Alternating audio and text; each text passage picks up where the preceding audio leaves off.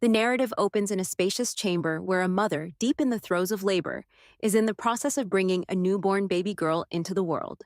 The unexpected arrival of this princess leaves the household attendants in stunned silence, their whispers full of disbelief as they wonder how such an event could possibly occur. Even the mother herself appears taken aback, exclaiming that a daughter's birth within the Bosun royal family is wholly unforeseen.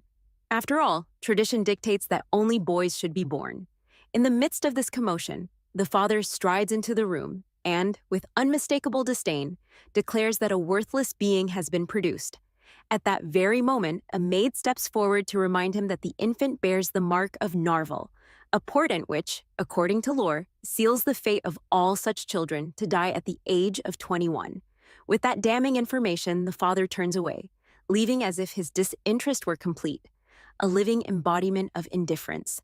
Overcome by sorrow, the mother weeps and apologizes to her child for having brought her into a world so cruel.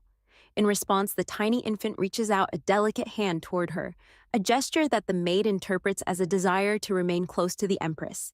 Deeply moved, the Empress enfolds her child in an embrace, tears flowing as she silently apologizes in her inner thoughts. The baby, with a quiet promise, assures her mother that once she masters speech, she will explain that everything will be all right. Even though she might never acquire the mastery of swordsmanship, her intellect remains remarkably sharp. In a stunning display of foreknowledge, she recalls minute details about future leading figures, a prediction of budding wizards, forthcoming magical engineers, and even the names of influential business magnates. This vast reservoir of knowledge originates from a novel she once read in a previous life, a fact that reveals her present circumstances to be yet another incarnation. In that very story, the Bosun family, a royal lineage, upheld an odd tradition that prized pure strength above all else, valuing a person solely for their might. For over 5 centuries, this ruthless dynasty had sired only sons, with the art of swordsmanship meticulously adapted to the magical prowess of men, thereby precluding any possibility for a woman to learn. Hence, to be born a girl in a family where physical strength is the ultimate currency is nothing short of a curse. Unbeknownst to many, the princess born under these dire circumstances is none other than our central protagonist. Every time her mother is near, the young princess is met with endless apologies and tearful expressions of regret. When she first opened her eyes in this new existence, she was momentarily confused, questioning whether the world she now saw was nothing more than an elaborate dream. It did not take long, however, for her to realize that she had been reincarnated into the exact realm described in that long familiar novel, one she had read no fewer than 17 times. Now known as Alexia, she bears the burden of a terminal illness from the moment of her birth, the consequence of having inherited the Narvel mark as chronicled in the story.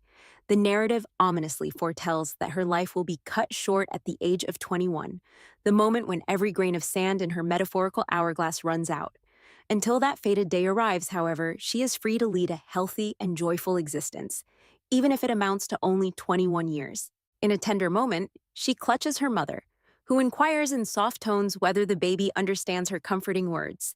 Alexia responds in a babbling, endearing manner reminiscent of her earlier life, when, as an orphan battling cancer since the age of 4, she had been depicted by the media as a pitiable soul. Despite the donations that helped her survive in the hospital and the accolades bestowed upon her for her brilliant academic mind, she was never truly happy, burdened as she was with the knowledge of her own impending death. Now, as the Empress asks a nearby maid if the child comprehends her, the maid confirms with quiet confidence.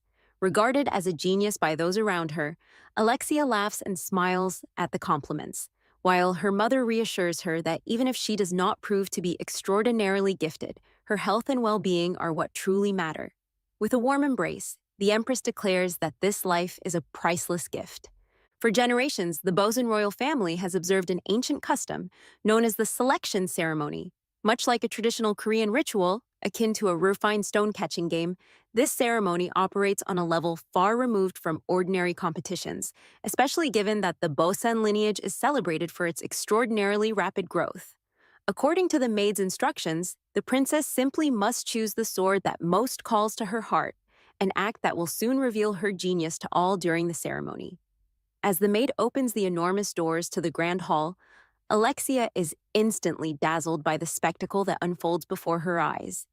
In her mind, she marvels at the sheer splendor of the Bosen royal family's Hall of Swords, scrutinizing the imposing figures arrayed in front of her alongside her father and mother, and wondering if her destined place among the stars has already been preordained. Although she's seen her father before, this is her first encounter with her brothers face to face, a realization that fills her with wonder, for she now sees that the characters from the novel have taken on flesh and blood, and that these are the faces she will behold for the next 21 years. Among the displayed arms, the dark central sword known as the Sea Wave, accompanied by 10 other assorted blades, has been chosen by the princes of Bozen for countless generations. It is said to serve as a proof of their royal lineage or a similar testament to their strength. In her mind, she reassures herself that everything is in order, even as she confronts the chilling fact that if she selects the Sea Wave, a lethal assassin will be dispatched by the Sword Council, a formidable institution charged with preserving the founding principles of Bosen. This council is notorious for its hardline stance against a princess who, being unable to master swordsmanship, would be unworthy of wielding such a legendary blade. Recalling the events detailed in the novel, Alexia remembers that the heroine miraculously survives such an attempt on her life, yet she is not the one the original tale held dear. Moreover, that survival was attributed solely to luck, and if fortune were ever to desert her, death would come swiftly. Resolutely, in her inner voice, she declares that she cannot allow herself to perish in such a manner, to die after merely glimpsing those beautiful faces and imagining the sumptuous macarons, tarts, cakes, and other delicacies she was deprived of in her previous ailing existence would be utterly unjust. With newfound resolve, Alexia cheers herself on, determined to seize every moment of the 21 years that lie ahead. She understands that by introducing new variables, she might alter the course of events. Finally, the moment arrives for her to choose her sword. Aware that the Sea Wave would inevitably summon an assassin, while any alternative blade might disqualify her from princesshood, she deduces that there is but one course of action. She must activate the Ice Sky cliché by choosing the Emperor's sword.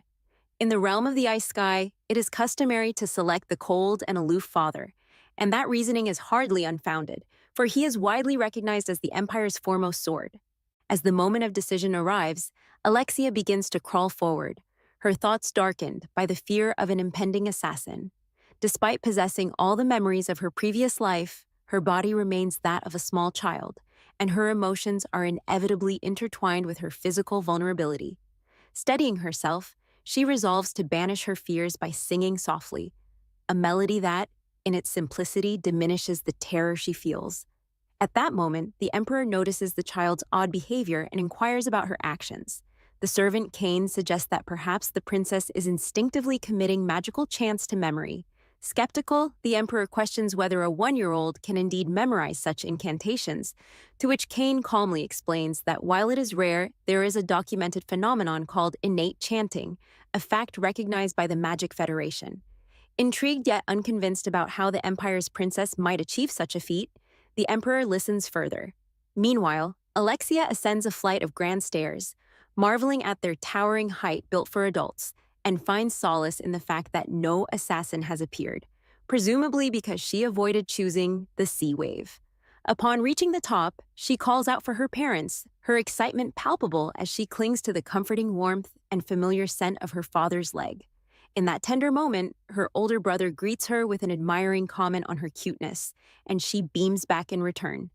The third son chimes in with a playful remark, asking if he isn't cuter, to which the second son concedes that while he cannot compete in the realm of adorableness, Alexia outshines them both. Her innocent laughter fills the space, though she momentarily wonders if her brother's antics are somewhat dazzling. Observing the silent members of the gathering, those who missed the assassin's precise timing, she reflects that once the selection ceremony concludes, none of them will be permitted a single word, for they will have completed their grim duty.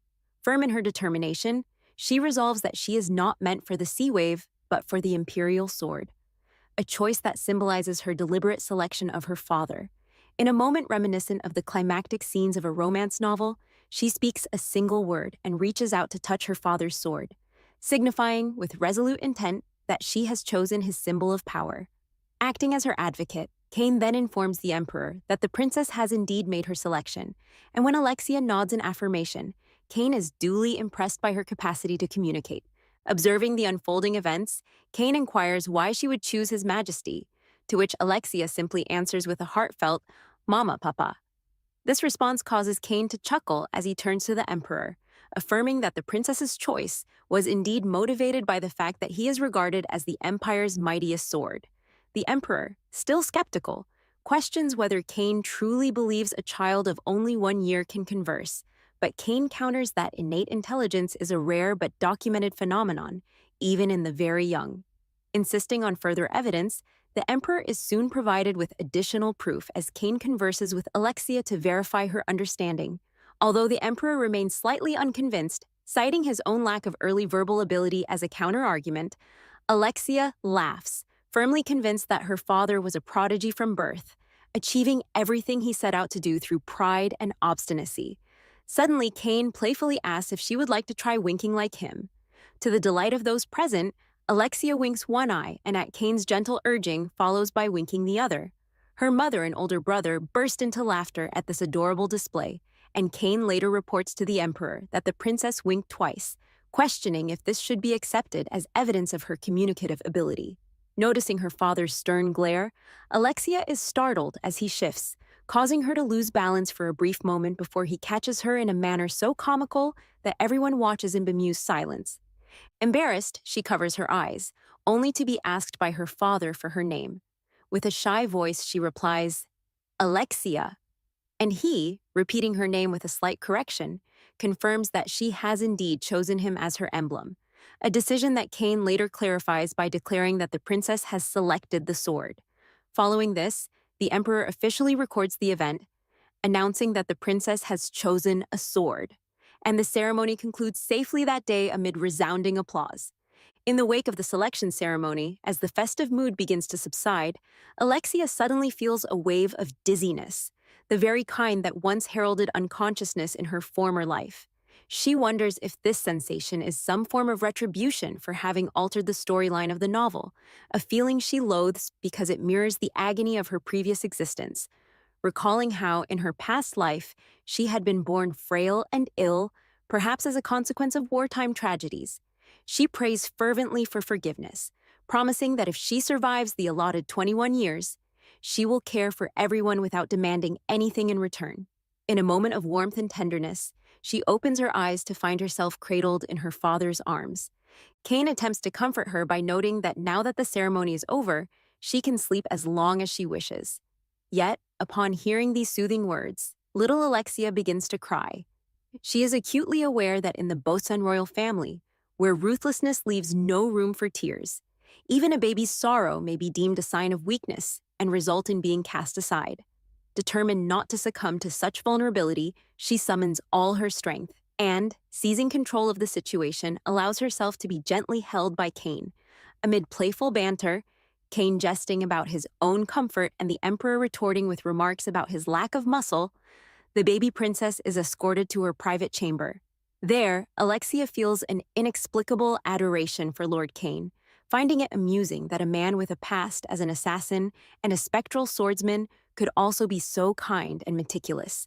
With a tender touch, Cain lays the baby in her cradle, and she falls into a seamless, peaceful sleep, a sight so endearing that it draws quiet admiration from all who behold it. Several months later, an update on the life of our young protagonist reveals that her days now follow a simple yet steady routine. She sleeps when tired, awakens to eat, and grows incrementally after each meal. During this time, her vocabulary expands at an astonishing rate, captivating the affectionate eyes of both her mother and the nurse. The nurse, impressed by the child's capacity to memorize magical chants, a feat almost unheard of even within the prestigious Modal Magic Federation, regards her as nothing short of a genius. Little AEL, as she is sometimes called, delights in the attention she receives, so much so that she even begins to perform push-ups, a remarkable accomplishment at her tender age, considering that many adults struggle with even a single push-up. Reflecting on the Bosun physique, one might recall that the princes of Bosun were reputed to be capable of splitting rocks with a sword by the age of 10, making her impressive feats less surprising in context. Out of the blue, the Emperor re-enters the room, a sight not seen since the selection ceremony, and the Empress gently reminds him to knock before entering. a courtesy he momentarily forgets. Obediently, the emperor steps out, knocks on the door, and re-enters with a shy demeanor that the empress finds particularly endearing. It is well known that Alexia's father has rarely shown overt love for his children, yet the empress's affection for him runs deep. Despite his renowned prowess in swordsmanship, he remains at the mercy of her gentle influence. The original novel recounts that when Alexia was born, the emperor had coldly dismissed her as useless simply because she was a girl, a comment that compelled him to spend an entire day consoling the grieving mother. Though Alexia is painfully aware that, within the imperial family, being born female is almost synonymous with a curse, and that bearing the Narval mark only adds to her plight, the cruelty of that remark still wounds her deeply, yet she manages to let go of her sorrow, comforted by the realization that the Empire does care for the Empress, as evidenced by his unexpected visit, which reveals that he misses her. Alexia recognizes that her father is the strongest figure in the world, rivaling even the most formidable male protagonists, with his only vulnerability lying in his love for her mother. The novel further tells that after her mother's demise, the emperor fell into a deep depression, eventually leading to his defeat by the male protagonist and the subsequent downfall of the empire. As Alexia watches her father struggle under the weight of his own emotions, her brother Ezra inquires of the Empress about her actions, and she explains that Alexia is calling for him. In that charged moment, as their eyes meet, Alexia senses an almost magnetic pull in her father's gaze. She recalls that, in the original story, she was said to have inherited her father's golden eyes, a detail that makes her wonder if her own eyes shine in the same brilliant hue. Impulsively, almost without thought, she utters the words, "I love you," to him. Both father and daughter are startled by this spontaneous expression. Even the emperor himself is taken aback and asks her to repeat it. With her heart pounding and a mixture of embarrassment and fear, Alexia hesitates, wondering if she has spoken out of turn. Her anxiety mounts as she wonders if she has done something wrong. But before the tension can mount further, her mother steps in to comfort her. The Empress gently explains that the Emperor is not angry but merely reserved, encouraging Alexia to ask for a hug from her father. Although initially overwhelmed by the prospect of such intimacy, the little princess finds the courage to speak in her softest baby voice, asking, "Daddy, can I have a hug?" The Emperor's reaction is awkward and unpracticed, his usual reserved nature at odds with the spontaneous affection. But under the Empress's gentle tutelage, he slowly learns the proper way to hold his daughter. Amid teasing remarks about Alexia's weight and comparisons to her older sibling Sermon, the Empress assures everyone that Alexia's robust growth signals the promise of future strength.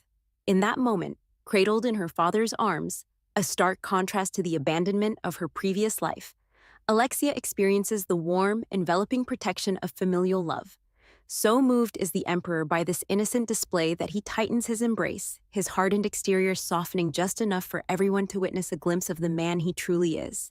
The Empress, observing the tender exchange, softly remarks that the strongest heart is the one that cherishes what is most precious, and it is precisely that gentle spirit which she loves above all. These loving words cause the Emperor's heart to race, and though he struggles to maintain his customary cool detachment, Alexia senses the vulnerability beneath. With the secure warmth of her father's arms surrounding her, she drifts into sleep, leaving behind a scene of quiet, heartfelt intimacy as night slowly descends. Later that evening, as Ezra lies awake, his thoughts become tangled in worries about Alexia. He wonders if her challenges arise from her not being born of pure Bosan blood, or perhaps because she bears a striking resemblance to Serna.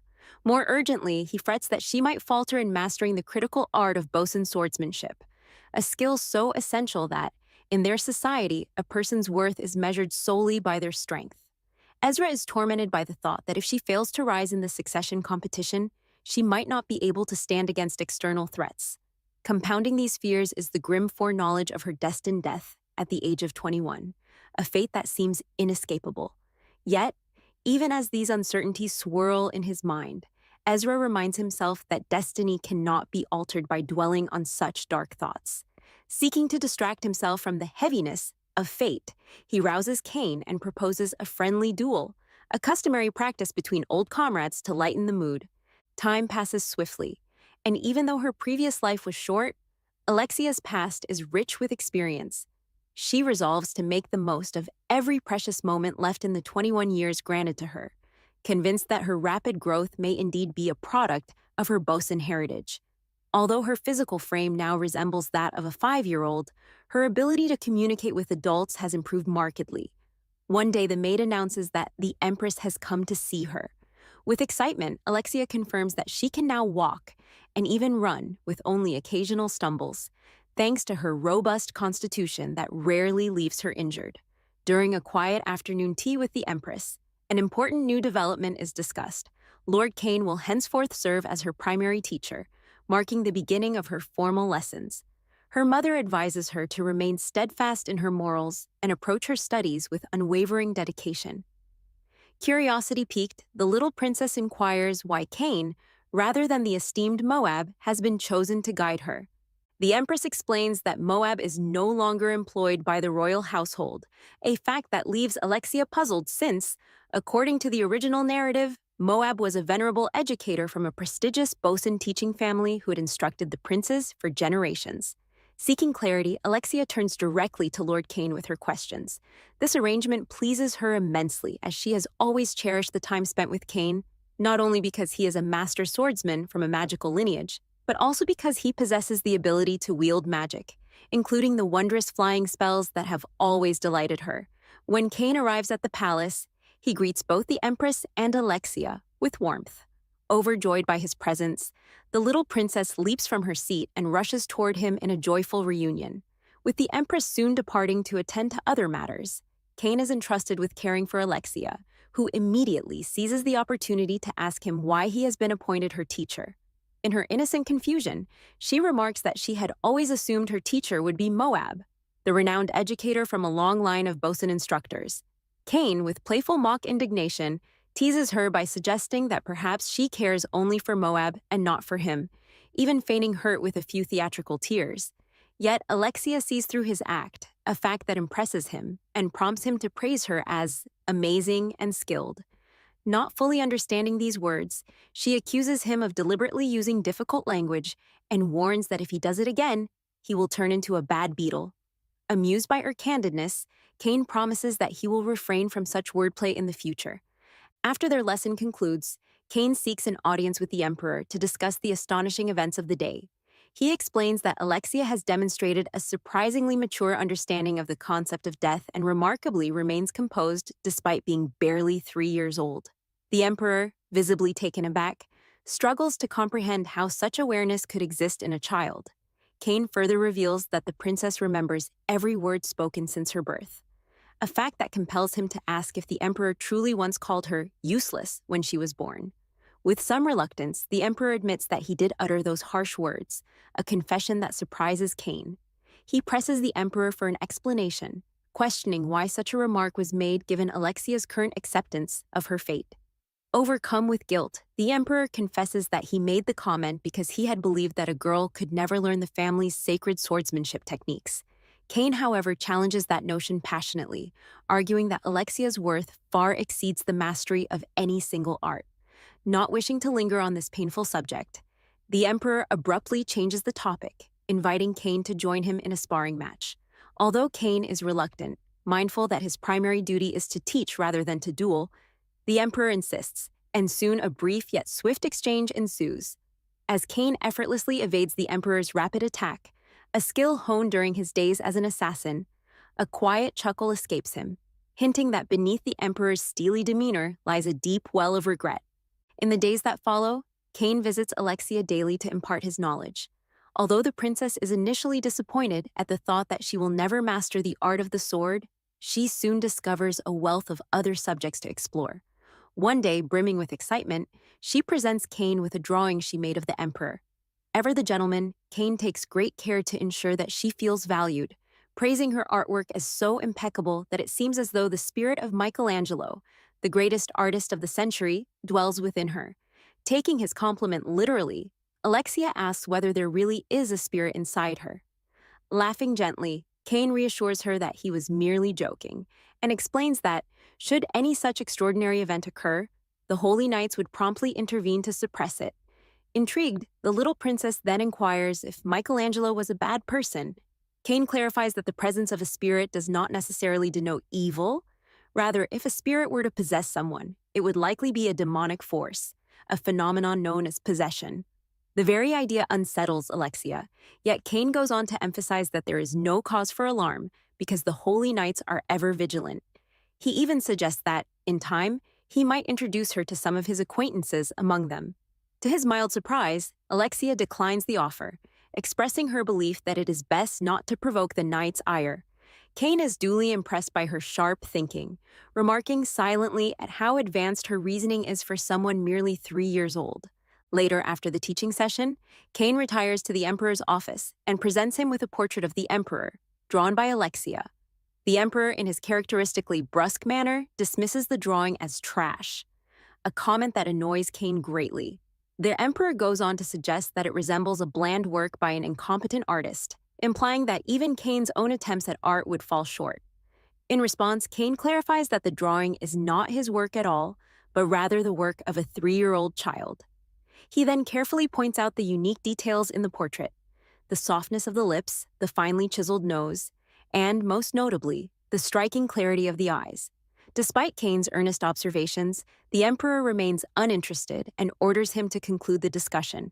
However, when Kane reveals that the artist is none other than his own daughter, the Emperor's attitude shifts noticeably.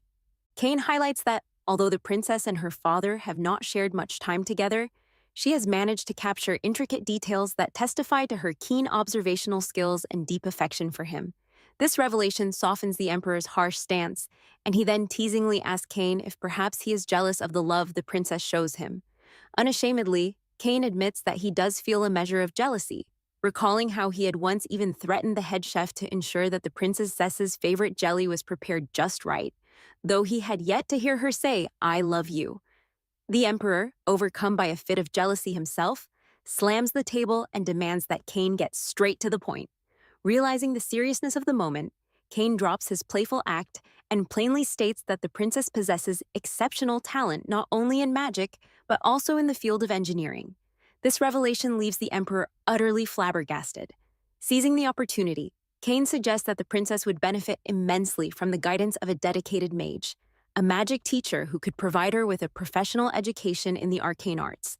Although the Emperor appears confused by the idea, he eventually grants his approval, and Alexia is officially assigned a magic teacher.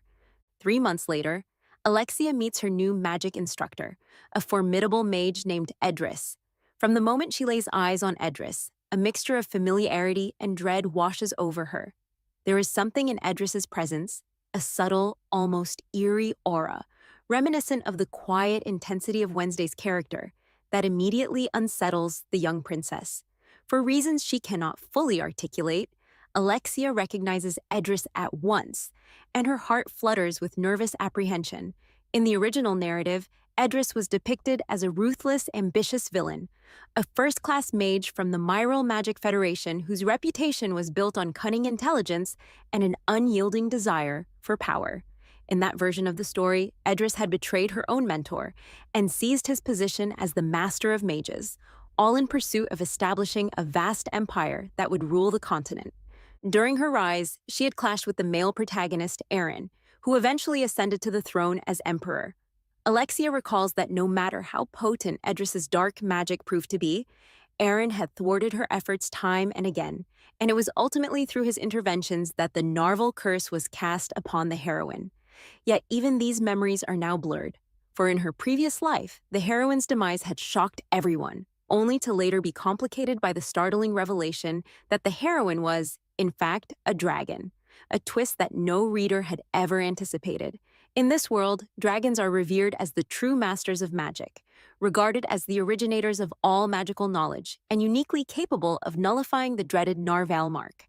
After that dramatic incident, the heroine had sealed away her memories, though she remained keenly aware of her true identity as a dragon. In summary, the male protagonist, now renowned as the epitome of strength, sits confidently at the forefront of the empire, a faint smile playing on his lips.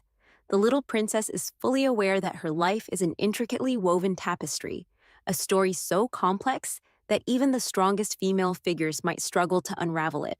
Moreover, with another 18 years yet to unfold, Alexia finds herself baffled by the premature appearance of a villainess, a character who has emerged even before the introduction of the original narrative's key elements. As these thoughts churn in her mind, her skin grows pale, catching the attention of Edris. Sensing her distress, Edris inquires in a cool tone whether the princess is all right. Alexia insists that she is fine, even though she internally knows that her childlike body is incapable of quelling her inner turmoil as she wishes. Her thoughts race wildly as she contemplates the unfolding situation. She recalls from the novel that Edris possesses a rare talent for reading people's psyches and exploiting their deepest weaknesses, a gift that allowed her to identify that the heroine was not like ordinary humans and to restrain her accordingly. Now, faced with challenges that seem to have arrived far too early, the little princess is overwhelmed by anxiety. She trembles at the thought that if Edris discovers her secret, the consequences could be irrevocable. Determined to avoid drawing any undue attention to herself as a special child, she resolves that maintaining a calm, logical exterior is the only way to remain inconspicuous. To that end, she decides to embrace her naturally childish mannerisms. In a burst of defiant emotion, she throws a tantrum, crying out that she wants Cain to remain her teacher and not Edris.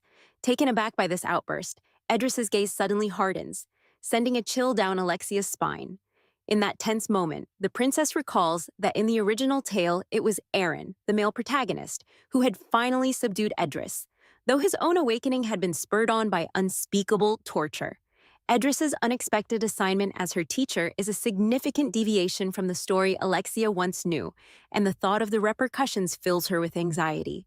She wonders whether Aaron will eventually awaken if she does nothing, and fears that if he does not, the burden of stopping the villain might ultimately fall upon someone within the Bosun family.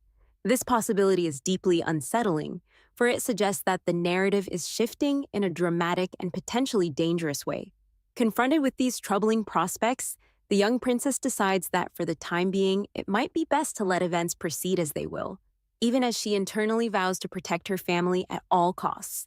Embracing the reality that she has been granted an extra 21 years, a brief yet precious gift, Alexia resolves to leave something positive behind in this world. With determination, she decides that protecting her family and ensuring her mother's safety, along with keeping her father strong enough to overcome any future adversary, must be her highest priority. At the same time, she surmises that winning over Edris might ultimately prove to be a strategic advantage. With this in mind, the young princess begins to plan how she might gradually soften the villainous mage's harsh demeanor through consistent acts of kindness. The very next day, as Edris enters her room for their scheduled lesson, Alexia carefully closes the door to ensure privacy. Then, with a mixture of hope and resolve, she surprises Edris with a small offering, a peach-flavored jelly designed to disarm and endear. Unbeknownst to Edris, this gentle act is the first step in Alexia's secret strategy to build trust and eventually win her over. Over the course of the following days, the princess meticulously implements her plan by repeatedly engaging Edris with questions about her age, her past, and her personal tastes. She hopes to gather the crucial information that will enable her to influence the mage in the future.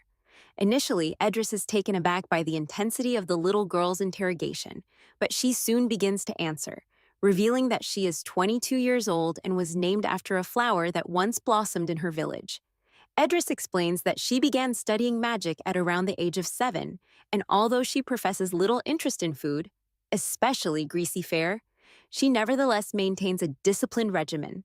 A few days earlier, Edris had even broached the subject of the Narvel curse with Alexia, fully aware that the princess understood its ominous implications. As the conversation unfolds, Alexia ponders whether Edris's interest in the curse is driven by personal research or something more self-serving. Though uneasy, she listens intently, all the while aware that Edris's intentions may not be entirely altruistic. Thus, as the days pass and Alexia's journey through this complex life continues, she grows both in stature and in wisdom. Her interactions with Edris become increasingly frequent, and the princess adopts a subtle form of defiance by insisting, through a dramatic, childish outburst, that Cain be returned as her teacher instead of Edris. This exaggerated display is meant to mask her true inner nature, a strategy that she hopes will keep her secret safe from Edris's probing perception. Yet instead of being disturbed by this behavior, Edris's expression turns cold and unyielding, sending shivers down Alexia's spine. In that charged moment, the young princess is forced to confront the gravity of her situation, remembering all too well that in the original tale it was Aaron who finally subdued Edris, an awakening that came only after enduring great torture. The fact that Edris has now been assigned as her teacher is a significant departure from the story she once knew, and the implications of this change fill her with unease.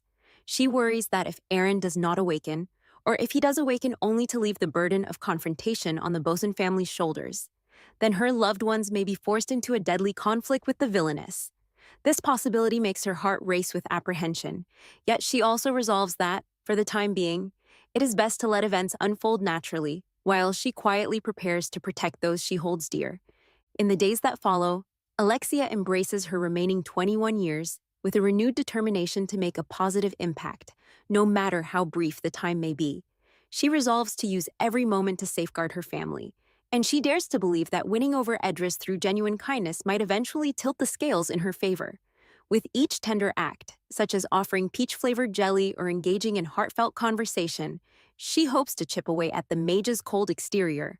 Though Edris's responses remain guarded at first, the little princess persists, confident that her natural charm and sincerity will eventually build a foundation of trust.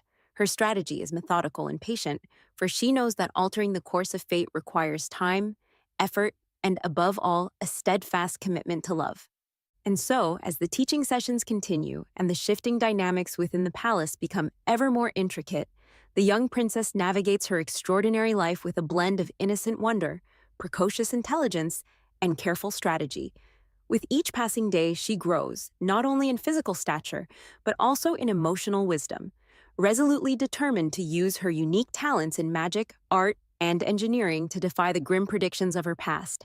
In the background, the watchful eyes of family members, mentors, and even potential adversaries observe her progress with a mixture of skepticism and hope. Though her future remains shrouded in uncertainty, one thing is certain.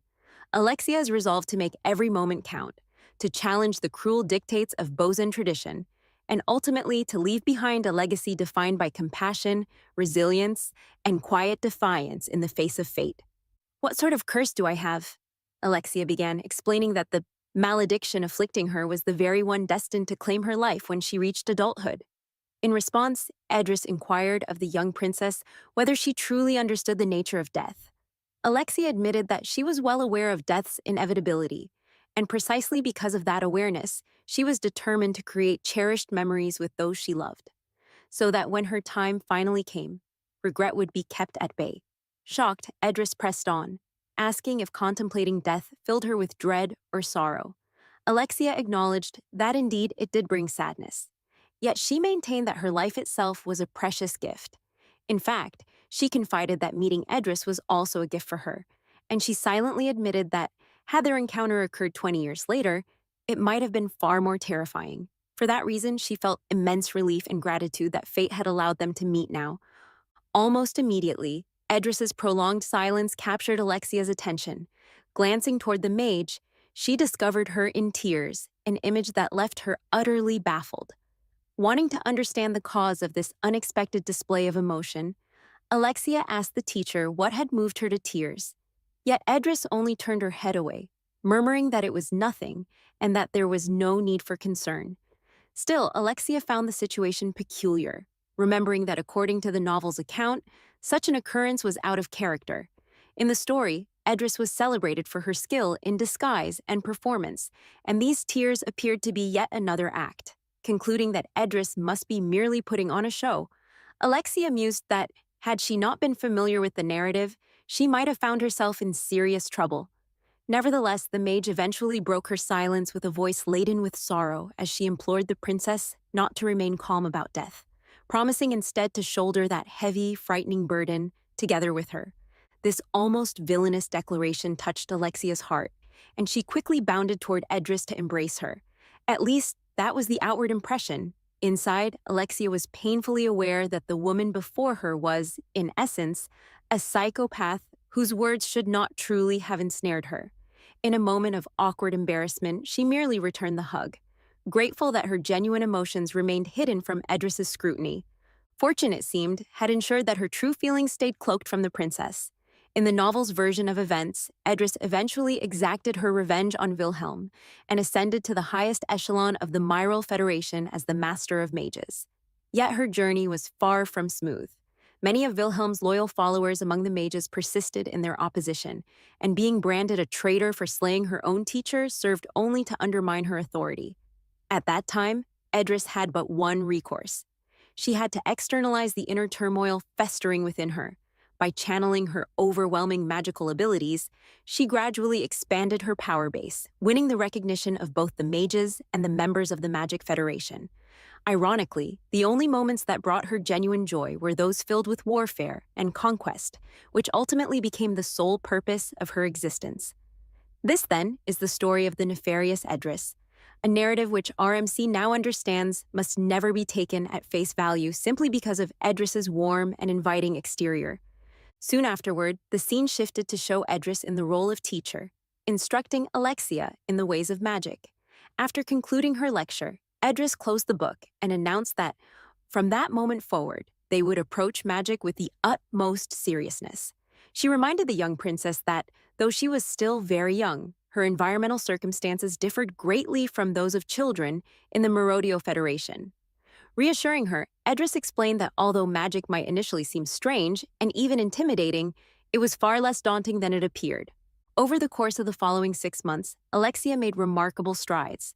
Edris was seen guiding her step by step, teaching her how to harness her mana and concentrate her magical energy upon a stone placed before her. During those 6 months, Alexia even pondered why she, unlike any other princess in her empire, was learning magic. Considering the circumstances, it was clear that she had progressed significantly. With unwavering focus, she directed her mana onto the stone, causing the magical circle around it to begin glowing. What happened next astonished even Edris. Alexia succeeded in forming a barrier around the stone, and not just any barrier, but one that was surprisingly robust. Although Alexia had only mastered the basics of magic, accomplishing such a feat in just half a year was nothing short of extraordinary. What made the moment even more remarkable was the barrier's display of 5 shimmering colors, a phenomenon Edris had only ever read about in theory. Witnessing it in person for the first time left her in awe, intent on discerning whether Alexia's success was due to true mastery or mere luck. Edris challenged her further. She asked the princess to imagine the stone levitating and to concentrate on making it float. Alexia obeyed, and with remarkable precision, she caused the stone to hover in midair, leaving Edris utterly astounded. Achieving such control typically took an entire year of dedicated practice. Finally, Edris pushed the test one step further by instructing Alexia to move the stone while keeping it aloft. Despite gathering every ounce of her energy, Alexia faltered and failed in her attempt to shift the stone. She wondered if perhaps she had momentarily lost focus while speaking.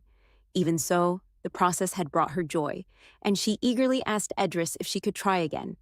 After a brief, thoughtful silence, the teacher declined her request. It soon emerged that moments earlier, when Alexia had attempted to move the stone, the table had nearly collapsed, an impending disaster that was narrowly averted when Edris quickly invoked her shock absorption magic. Edris observed that even though Alexia was not yet able to fully control her power, her mana reserves were extraordinarily high. She suspected that if her hypothesis was correct, the princess might indeed be a natural-born prodigy in magic. Time passed, and before Alexia realized it, she had reached the age of 4. Still, the lessons with Edris continued even after that milestone, though Edris's teaching methods grew noticeably stricter and her tone more severe. Even in the midst of lectures, whenever Edris mentioned death, Alexia's face contorted with fear, a reaction that reminded her of the cautionary words Edris once used in the novel when warning her intended prey. The narrative then shifts dramatically as we see Edris entering her private chamber. She methodically set blindness and silence spells around the room's entrance. Yet what happened next was wholly unexpected.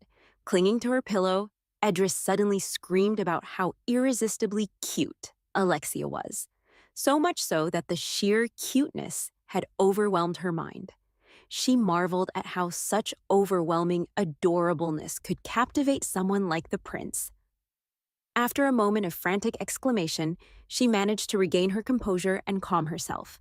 realizing that since Bon was already infatuated with her, she needed to keep a clear head. Edris reflected that Bon was the kind of man who might overlook even a serious transgression committed by the princess. For that reason, she resolved to become an even stricter person, for exceptional talent at such an early age had the power to consume a person. Flashbacks of Edris's own childhood soon interspersed the narrative. She recalled a time when a boy named Riven had pushed her aside after she had rejected his proposal. Edris narrated that her early life was steeped in hardship. Abandoned by her parents and forced to grow up in an orphanage, she struggled to adapt because of her timidity. After she had turned down Riven's confession of love, he, along with his group, began to bully her relentlessly, a bullying that no one dared oppose, given that Riven was physically larger and stronger than his peers. Even the orphanage teachers, who despised any form of commotion, offered her no support. Over time, however, she developed a hardened indifference to such mistreatment. Then, one day, a magician who recognized her innate magical talent sought her out. That day marked the first time in her life that she felt a glimmer of hope. The man who later turned out to be Wilhelm, the chief magician of the Myrel Magic Federation, adopted her and treated her as if she were his own daughter. Yet even as she was captivated by this small ray of hope, nightmares soon resumed. Wilhelm, whom the world revered as an angel, turned out to be nothing more than a madman with two faces, a hideous beast masquerading as human. Gradually, she gave up on all hope. If Wilhelm taught her magic, she learned it. If he ordered her to do something, she complied, accepting herself as nothing more than a living doll. But since no living being could ever be a mere doll, a desire for revenge slowly began to take root in her heart, not fueled by a seething anger, but rather by a calm, calculated resolve. She decided to live solely for revenge. From that day onward, she dedicated herself even more passionately to practicing magic. By the time she turned 20, she had earned the title of the youngest Grade 1 magician, and 2 years later, she caught wind of rumors that the Empire's princess was seeking a magic teacher. Seeing this as a chance to grow stronger beyond Wilhelm's shadow, she set her sights on the princess. At that time, her interest shifted toward Narval, the god of death, for she believed that wielding divine power might enable her to exact revenge on Wilhelm. She even speculated that a child bearing Narval's mark could prove invaluable in her research. Yet upon meeting the princess, she encountered something entirely new. For the first time, someone showed genuine interest in her. The princess's willingness to share her treasures so freely only deepened Edris's adoration for her. The princess, who continued to live her life as a precious gift, even while knowing that she would die at 21, confided in Edris that she too viewed her existence as a gift, making Edris feel incredibly special. All of these revelations were completely new to her, and she felt compelled to tell the princess that she should not remain indifferent toward death. In that moment, when she admitted that she wished to carry the princess's burden together, Edris realized that she saw her own inner calm reflected in the princess, a sincerity that was not an act but genuine emotion. In another retrospective moment, it became clear that Edris's growing fondness for the princess had driven her to request an audience with the emperor.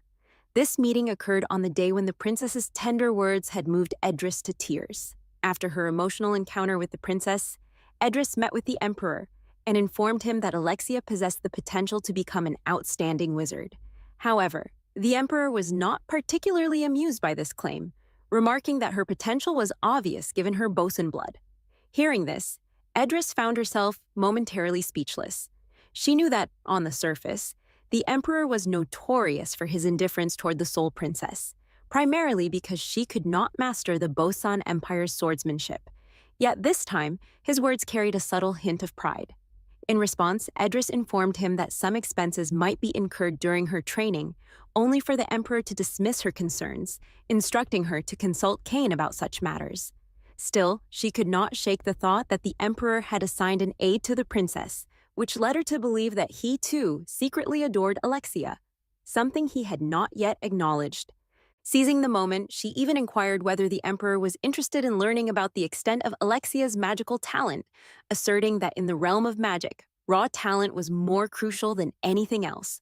Without it, no matter how hard one tried, it was impossible to advance.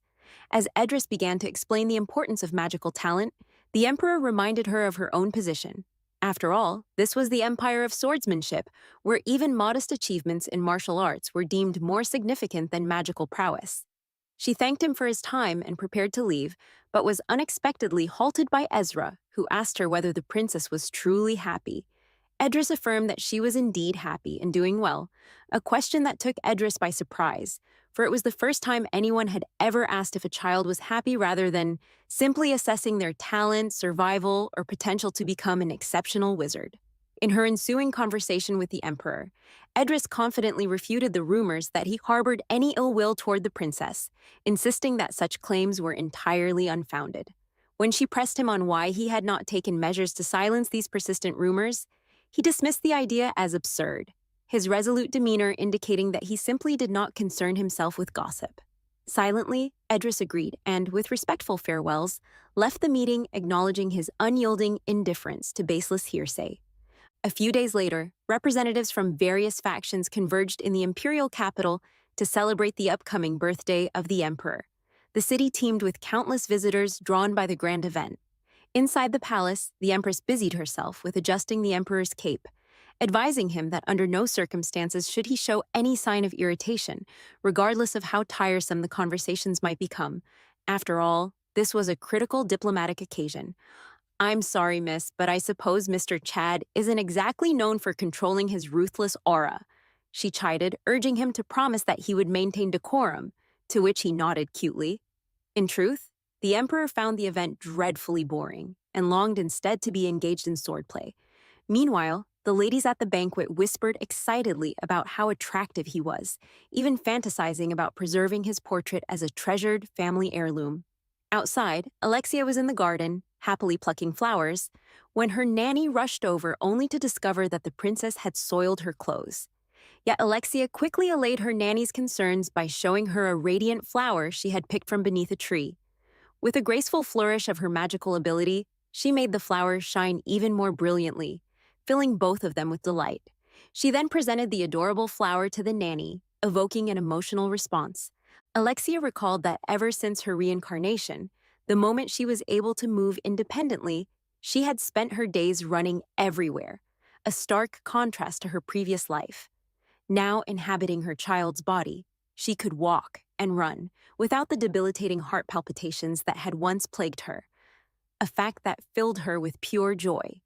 Yet suddenly, as if from nowhere, the nanny disappeared and a tall, shadowy figure wearing a crow mask appeared before her. Unfazed, Alexia inquired about the man's identity. The masked man revealed that he was considering whether or not to adopt her. In response, Alexia countered that she already had a father, none other than the emperor of the kingdom. The man, clearly skeptical, burst into laughter, insinuating that if she were truly a princess, her isolation here would indicate that she was both unwanted and unprotected. Then, with a chilling tone, he commanded her to accompany him. When Alexia asked whether he intended to kidnap her, he dismissed the notion, assuring her that his aim was merely to train her into becoming a powerful magician, insisting that there was absolutely no reason for her to fear him. After hearing his bland, obvious bait, Alexia remarked simply that he did not seem very smart. Intrigued, the man asked if she knew who he was. Assessing the situation, Alexia observed that his freedom to roam the palace suggested he was an invited envoy, and his formidable magic, capable of making her nanny vanish with a mere gesture, indicated that he specifically sought out children with extraordinary magical talent. Drawing from these observations, she deduced that there could be only one person who fit that description, Wilhelm, who was not only Edris's stepfather, but also a renowned magician in the Mural Magic Federation. The man, however, denied being Wilhelm, thanking her for the confusion. Without warning, Bon arrived to rescue Alexia, launching a surprise attack from behind and thrusting his sword into the masked man's chest. In the ensuing chaos, he rescued the nanny and swiftly took control of the situation. To his astonishment, however, his sword did not injure the masked man at all, revealing instead that he had struck a mere magical projection rather than a genuine body. Undeterred, Bon held the sword to the projection's neck, declaring with a touch of sarcasm that the man would not leave without leaving behind some evidence. "I'll soon locate the real body so we can have a proper conversation," he announced, and then decisively slashed the head off the projection, resolving the immediate crisis.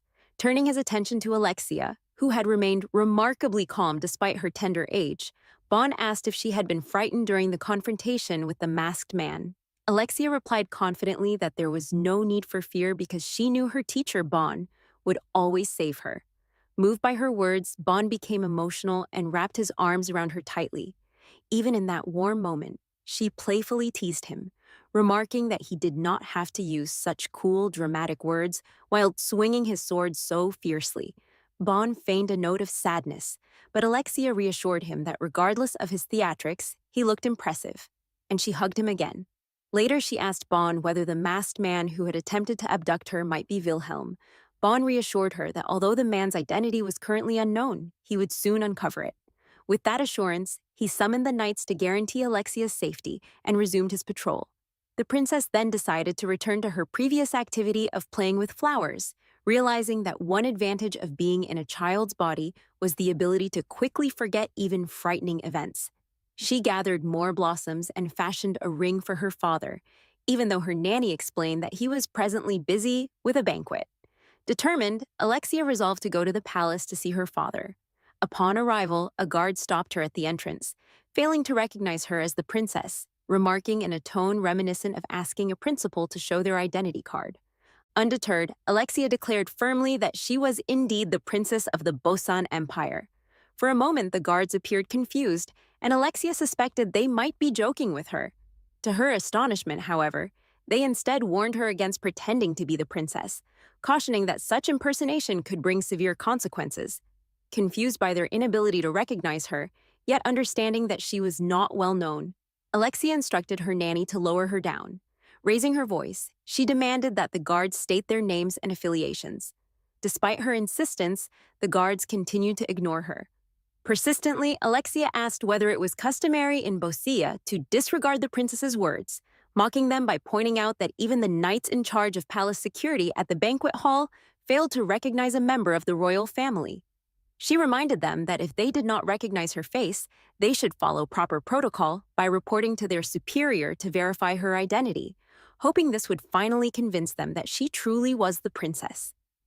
Meanwhile, inside the banquet hall, the scene shifted to focus on Wilhelm, the celebrated rising star of the Mural Magical Federation.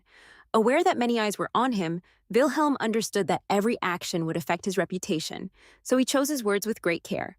Stepping forward, he introduced himself to the Empress and the Emperor, presenting a special item crafted by the founding mage of the Magic Federation, a relic that had been personally infused with mana. To his surprise, the Emperor offered only silence, showing no reaction whatsoever. Noticing the awkward tension, the Empress leaned over and whispered instructions to Ezra, urging him to thank Wilhelm on their behalf. With the Mural Magical Federation and the Bosan Sword Empire standing as the two dominant powers that divided the continent, Wilhelm was well aware that the Emperor's lack of response could be interpreted as a significant diplomatic blunder, one that might invite disgrace between the two mighty entities. Ezra, blessed with exceptional hearing, had overheard the exchange between the princess and the guards and listened intently to the princess's logical arguments, only increasing his respect for her. As the Emperor's focus wandered, the Empress interjected to thank Wilhelm once more for his gift. Suddenly, Ezra rose and commanded the guards to permit the princess's entrance. Realizing their mistake, the guards finally acknowledged that Alexia was indeed the true princess, apologizing profusely for their oversight. Overjoyed on this happy day, Alexia instantly forgave them. Still eager to make amends and avoid any potential fallout, the guards continued to apologize and attempt to charm her with smiles. Alexia then told them playfully that she would overlook the incident if they treated her to some jelly or perhaps ice cream, charming them further with her irresistible elegance and overwhelming cuteness. The guards then escorted her into the banquet hall, where she was joyfully reunited with her parents, the Emperor and the Empress. She informed her father that she had prepared a special gift for him, even as murmurs rippled through the guests at the banquet. Many found it hard to believe that the princess, now so covered in dirt, was indeed royal, given the stark contrast between her appearance and that of the elegant empress. Some speculated aloud that perhaps the rumors were true, that the princess was like a neglected child abandoned by the palace. Hearing these murmurs, the emperor fixed a piercing gaze on the gossipers, silently conveying his displeasure. The emperor then redirected his attention to Alexia, who eagerly presented the charming ring she had crafted from flowers. Wishing to deliver the gift personally, she asked for permission to approach him, but the emperor instructed her to remain where she was while he stooped to her level to closely inspect the handmade token. "Oh my, Mr. Chad does have a soft spot too," he remarked, gently patting her head and smiling as he noted how messy she had gotten in the process of making it. Alexia felt a rush of happiness from the warm touch of her father's large hands, and aware of her limited time left, she resolved to fully embrace her emotions and express her heartfelt feelings in that very moment. Carefully, she slid the ring onto his finger, her smile growing even brighter as she found comfort in his presence. Deeply moved by the gesture, the emperor assured her with a tender note of emotion that he gratefully accepted her gift. Later that evening, the empress approached Ezra to inform him that his behavior during the banquet had stirred quite a commotion. With a smile, she recounted how the emperor, who had maintained a stern facade throughout the event, had unexpectedly smiled when his daughter entered the room. Ezra disputed her account at first, but the empress persisted, insisting that she had witnessed it firsthand. Moreover, she noted that he had praised the flower ring, calling it the finest gift of the evening, a remark that even disrupted the swordsman's usual composure.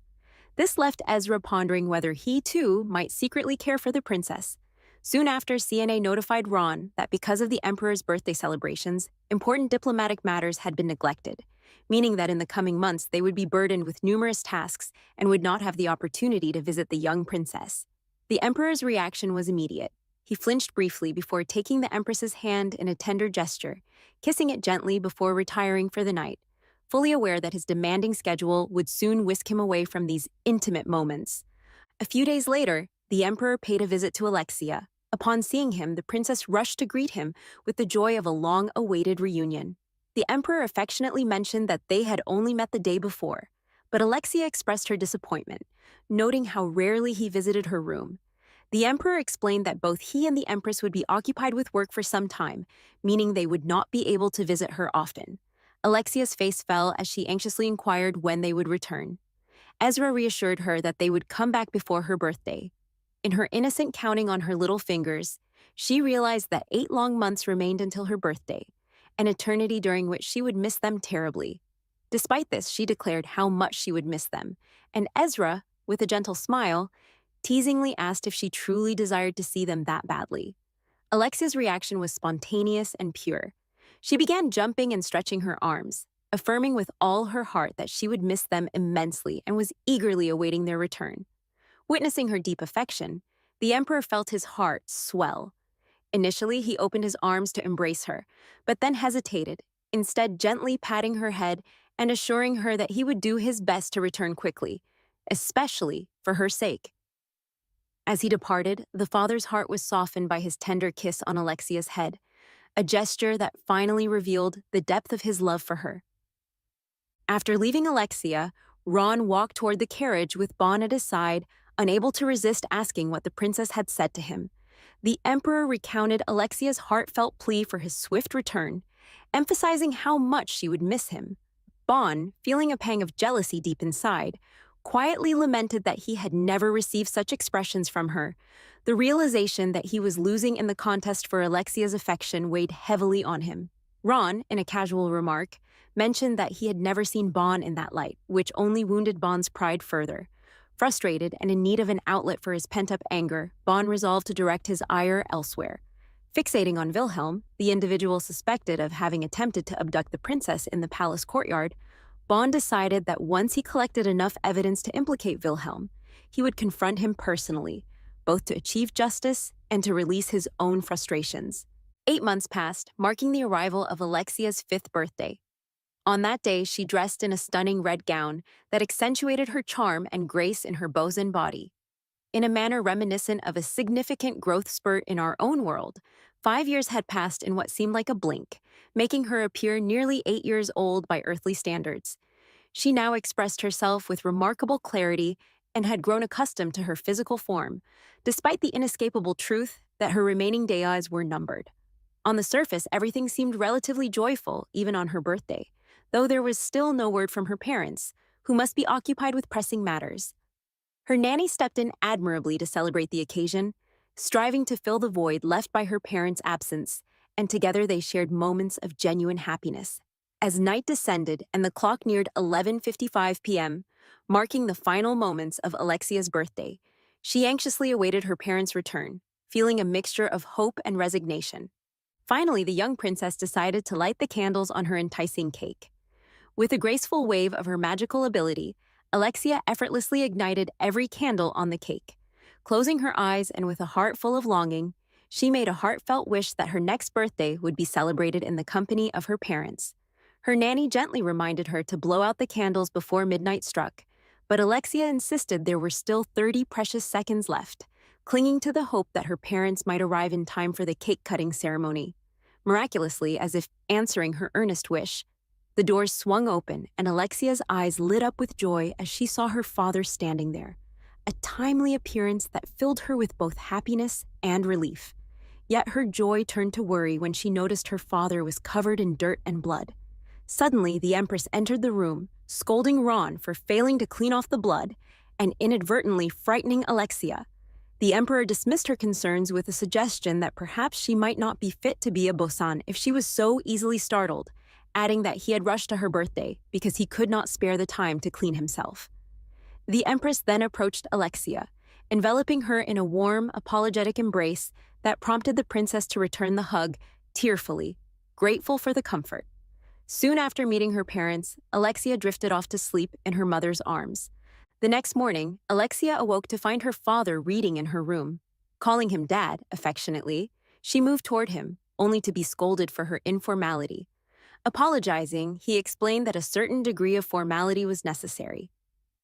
Undeterred, Alexia leapt out of bed, insisting that expressions of formality could vary.